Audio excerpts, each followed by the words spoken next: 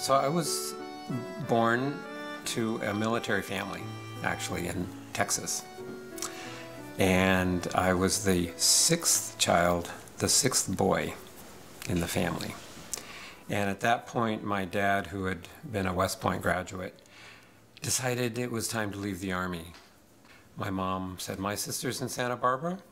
There's no reason to stay here in El Paso, Texas," and moved to Santa Barbara, which the rest of us thought was a great idea. We just didn't know it until we'd been there a few years, and it was a marvelous place to grow up. I was born in 1956, so it was the late 50s there into Santa Barbara. We had fruit trees, we had orange groves, lemons, I think. We definitely had avocados. And those were just starting to disappear, but they were still in the area. And you could go a block away or less and find a whole grove of avocados. So it's a beautiful place to grow up. Yeah, so we had my cousins nearby. We went to a very small private school, the kind where you have 30 people in your class for the entire K through 12. It was really quite amazing. You get to know everybody and their families, their brothers, sisters, parents, and all of that. I was a soccer player, co-captain of the junior varsity by ninth grade. It was a big tradition. We didn't have football or anything. It was a small school, so we had baseball, track, and soccer. We didn't have arts programs that I recall, but I do remember my mom taking us to a museum nearby. And what I remember most was the smell of oil paint. I didn't get introduced into art really until high school. My mom remarried a military man, and his last posting was the Presidio of San Francisco, which was interesting because it's at the foot of the Golden Gate Bridge, which is a really amazing setting. I went to high school across the bay where we were going to be living. But there was a large high school, and it was massive. There were 650 people in my graduating class. One of the more modern versions of those public schools is they build little outbuildings eventually as they grow. And one of them was the jewelry department. So I started hiding out there and did not do all the rah-rah football stuff. Never went to a game. But I launched into jewelry and I really enjoyed it. And I won my first award at a county fair. It was lips, it was a pendant, and the teeth were holding a pearl. And it won first at the county fair. It was very, very cool. And then I got an art scholarship. Yep, so that launched me. So I did want to get away from home, and I chose to go all the way to Washington State, up to Bellingham, which was a state college at the time.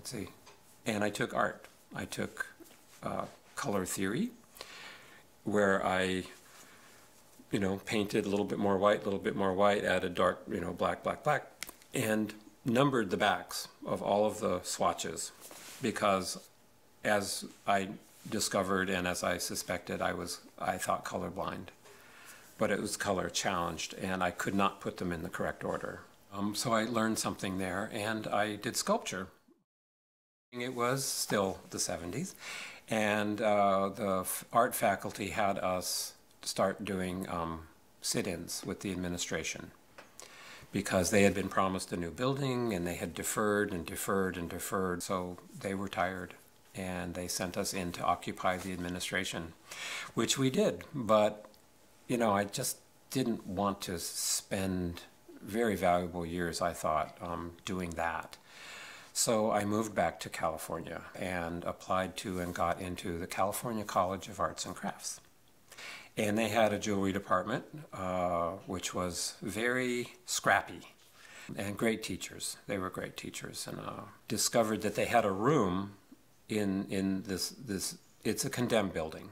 So there was no ventilation, and that seemed to suit me very well, doing that sort of thing. And it kind of reminds me of rebuilding things here from the ground up. But they had a room that was filled with hammers and stakes. So no one was left that knew how to use them. So I got permission from the head teacher to experiment.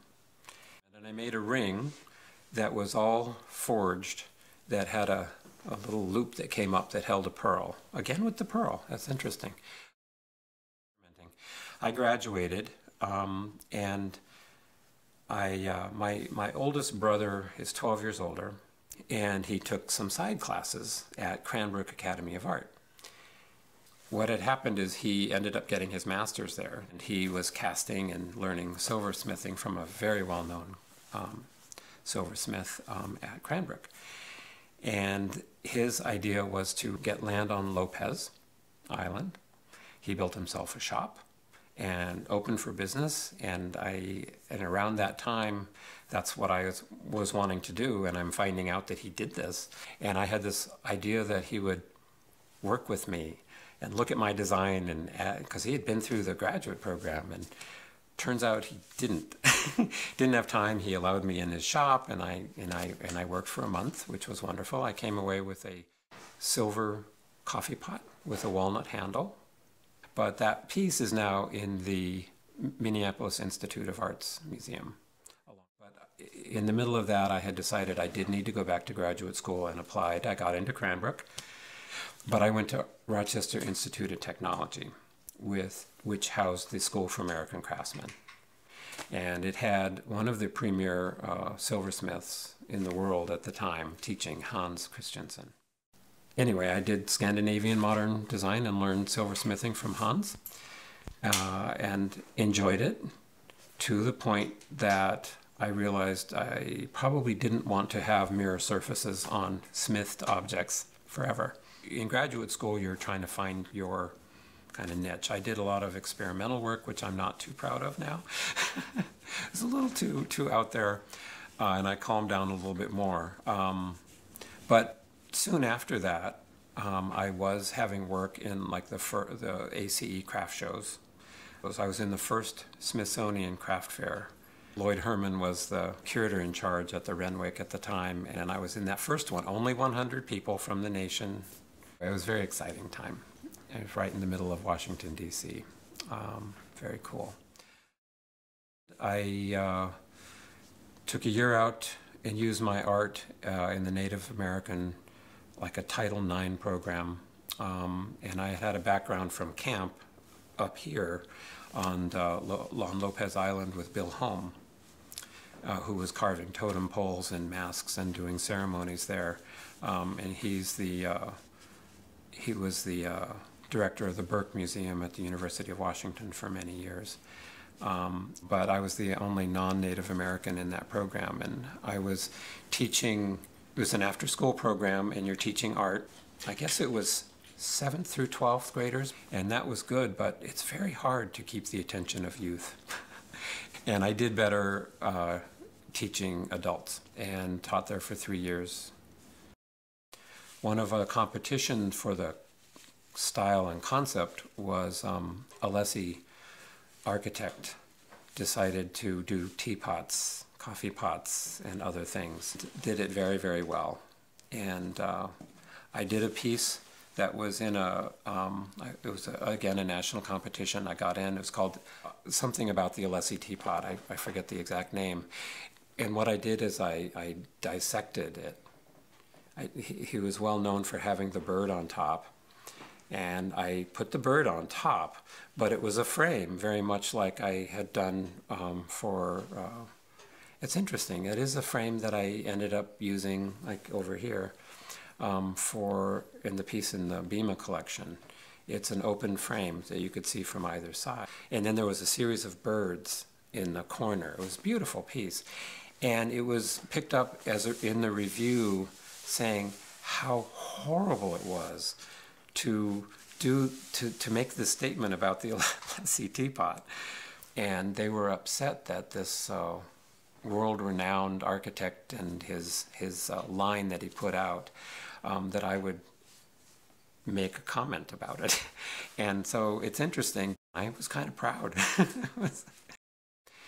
And that might have been telling me, too, that I was interested in art history, because I decided to go back and get another master's degree in art history. I chose Syracuse University, which was a real university school. It wasn't based in the craft. more of an academic institution. So I was put on probation because I came from the arts. Art history is not quite used to that, having artists talk about art. They're used to people coming in and imposing an idea. The other thing that was happening was I was becoming interested in writing. And I had started, my first piece was a comment piece on a show in San Jose, and I published it in Ornament magazine. I liked writing, and so I started doing more for Metalsmith. I did reviews and articles. The articles themselves were designed by me to meet people because I'm very shy, and it was a way to get to someone else in my field, and I knew a lot about my field and about art history, and I tried to capture them and what was special to them, what they thought was the important part of what they were doing, and bring that out in the articles. So I had great fun. Around the time I decided to go back and get my art history degree, we found out we were pregnant, and we found out we were pregnant with twins. Just end of the 80s, beginning of the 90s. And they said, oh, your one-person show is set up for September of 1990. And I went, oh my God, can I do this? Can I do all this? I mean, your first solo show at a museum is very important. And it turns out I had to call that Friday to tell them I couldn't make the opening of my show because my wife was in labor with twins. They said, no problem. So their first show was me taking them to the Art Nouveau Museum to see my show in a pram where I gave my artist lecture about 2 weeks later. So there was the Kids Up Playground, started organizing to build a substantial play structure at Battle Point Park. And it felt like a grassroots organized event.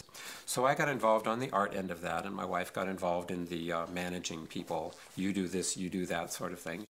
They had 1,000 people on this island building that about 20 years ago. I was asked by my friend Elizabeth Copeland to come down and talk to her about a development of this idea for a museum. We went down to Treehouse Cafe and had coffee, which ended up taking 3 hours. And then there was sort of an invitation that maybe I could join the board of the founding BIMA. I thought that sounded very interesting, very fun. And so at some point I was on the board of what was then unnamed, went through a few variations. But before that was the very wonderful concept stages of meeting with others and trying to figure out what would really work here. It seemed to fit all of my previous experience where you really need to listen to the community to have them be involved and supportive, because you're going to need them forever. The part that I could get more involved in was when the location was starting to be worked on. There was the old ice cream parlor on the corner of 305 and Winslow Way, which I had loved as an ice cream parlor.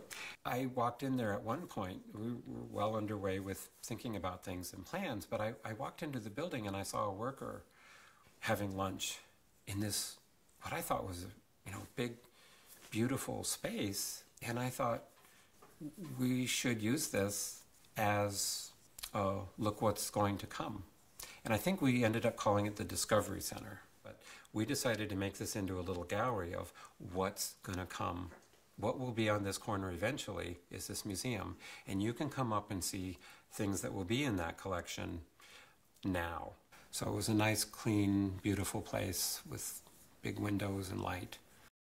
I was looking for, we had no building yet at BIMA, but I was looking for people for my committee. And so I scheduled a coffee with 2 of my friends. One was a woodworker and a journalist, Jeannie Huber. And I invited her to coffee at Treehouse, which was my place to go to, I think. and a friend, Amy Weber, who was a textile artist. And as we were talking, I was learning what Jeannie had been up to, and she was working for the community wood shop, woodworkers, and they had been looking for a place to build, and they were not having good luck because they were alone. They didn't have the money to buy the land and all the rules in terms of the building. And it just occurred to us at that meeting that, but we all need that. So we said, why don't we start thinking about doing something together? From my point of view, if I could say anything or have any say, I would want there to be sharing across the different studios. But it was such a great idea that, you know, when you're starting with a small group and you just build on those wonderful kernels of enthusiastic ideas, you hear it, you say, well, that might work, but maybe we could do this. Because none of us know everything. We can't possibly put it all in there. It's hard enough with your artwork to you're the only one in there, and so it's all on you, whether it works or not. But with something like this, you do want as many people to add their skills and their knowledge and their ideas in there. So, and we really wanted it to feel like it was a community-based. And that it always had community coming in, having a voice, changing it where it needed to, and so that it could go on and on. So I think that they're so complementary, the two institutions, and I've just been very honored to be part of both of them in those early stages especially. So, and now I just love to retire and do my own art.